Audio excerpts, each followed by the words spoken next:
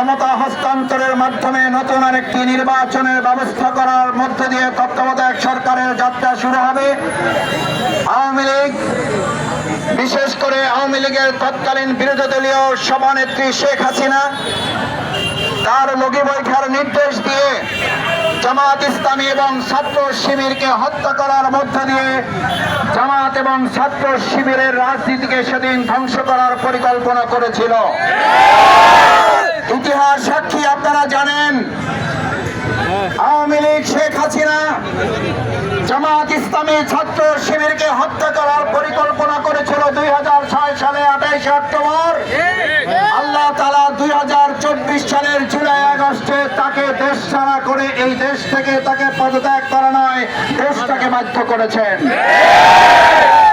বাংলাদেশ জামাত ইসলামী, ইসলামী ছাত্র শিবিরকে নিয়ে যখনই যারা আমাদেরকে নির্মূল করা কিংবা নিষিদ্ধ করার পরিকল্পনা করবেন, মনে রাখতে হবে জামাত ইসলামী, ইসলামী ছাত্র শিবিরকে নিয়ে যারাই নানান ষড়যন্ত্রে মেতে উঠেছেন, আল্লাহ তাআলা এবং আমাদের প্রিয় জনগণ আল্লাহর মেহেরবানি, তার দয়া নিয়ে যারাই আমাদেরকে নিয়ে ষড়যন্ত্র করেছেন, আল্লাহ তাআলা ইতিহাসের আস্থা করে তাদেরকে একসময় নিক্ষিপ্ত করেছেন।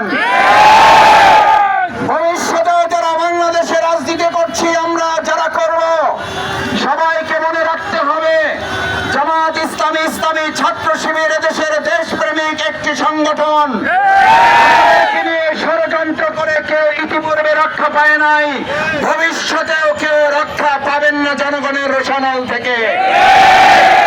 সম্মানিত ভাই এবং বন্ধুগণ, 2024 সালের জুলাই আগস্টের গণঅভ্যুত্থানের মধ্য দিয়ে আজকে আমরা 2006 সালের 28 অক্টোবর আমাদের উপরে যে গণতন্ত্রের মাধ্যমে, গণতন্ত্র হত্যা করার মাধ্যমে নারকীয় পৈশাচিকীয় ঘটনা সংঘটিত করা হয়েছিল, আমাদের ভাইদেরকে হত্যা করে লাশের উপরে নৃত্য করা হয়েছিল, সাপের মতো পিটিয়ে আমাদের ভাইদেরকে হত্যা করা হয়েছিল।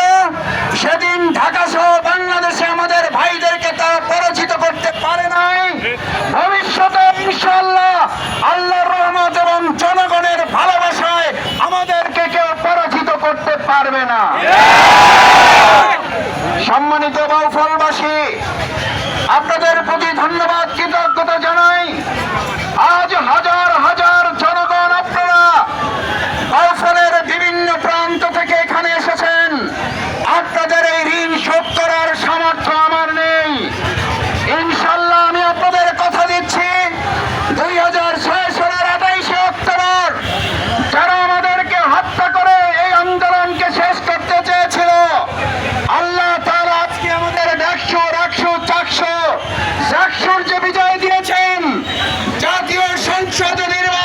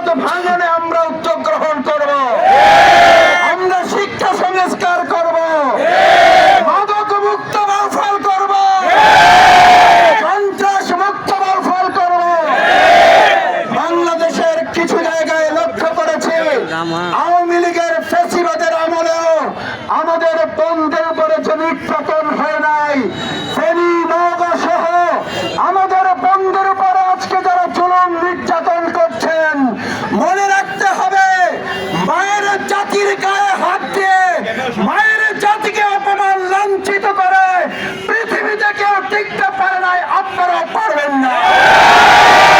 পরিষ্কার ঘোষণা দিচ্ছে, মায়ের জাতিকে অপমান লাঞ্ছিত করলে দেশবাসীকে সাথে নিয়ে মোকাবেলা করা হবে।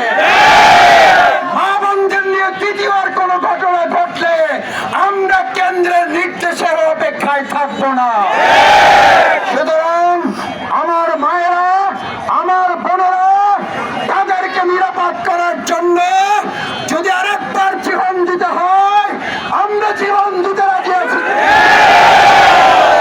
সংগ্রামী ভাই এবং বন্ধুগণ, আসুন বাংলাদেশ জামাত ইসলামী 2006 সালের 28 অক্টোবরে যে ঘটনা ঘটেছিল, আমরা তার বিচার দাবি করছি। শেখ হাসিনাকে গ্রেফতার করতে হবে। সে খুনের নির্দেশদাতা, তাকে গ্রেফতার করে ফাঁসিতে ঝুলিয়ে রায় কার্যকর করতে হবে।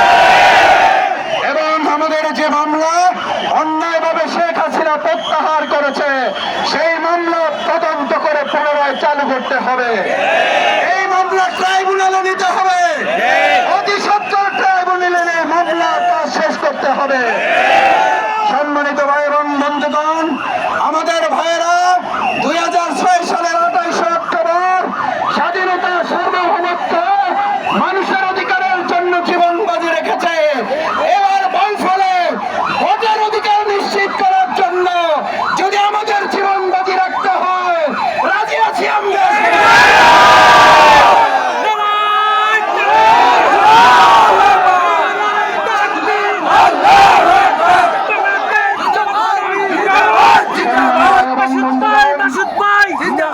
সবশেষ আপনাদেরকে আহ্বান জানাতে চাই, ঐক্যমত কমিশনের পক্ষ থেকে ইতিমধ্যেই তাদের চূড়ান্ত মতামত তারা প্রধান উপদেষ্টা বরাবর প্রেরণ করেছেন। আমরা আশা করি বাংলাদেশের জাতীয় জুলাই সনদের আইনি ভিত্তি প্রদানের মাধ্যমে এবং জাতীয় নির্বাচনের আগে অবশ্যই জনগণের মতামতের সম্মান রক্ষার প্রয়োজনে জাতীয় নির্বাচনের আগে গণভোট নিশ্চিত করতে হবে। গণভোট ছাড়া বাংলাদেশের মানুষ জাতীয় নির্বাচন মানবে না। যারা গণভোট মানে না, তারা গণশত্রুতে পরিণত হবে। যারা গণভোটের বিরোধিতা করেন, তারা জনগণের শত্রু হিসেবে চিহ্নিত হবে। সুতরাং সরকারকে অনুরোধ করব, গণভোটের ব্যবস্থা করে জাতীয় নির্বাচন নিশ্চিত করার জন্য যা যা করা দরকার অন্তর্বর্তীকালীন সরকার তা করতে ব্যর্থ হলে জুলাই আন্দোলনের শহীদ পরিবার, আহত বন্ধুত্বদের সাথে করে নিয়ে আমরা দেশবাসী একসাথে আন্দোলনের মাধ্যমে প্রয়োজনে আবার অধিকার আদায় রাজপথে নামতে বাধ্য হবে।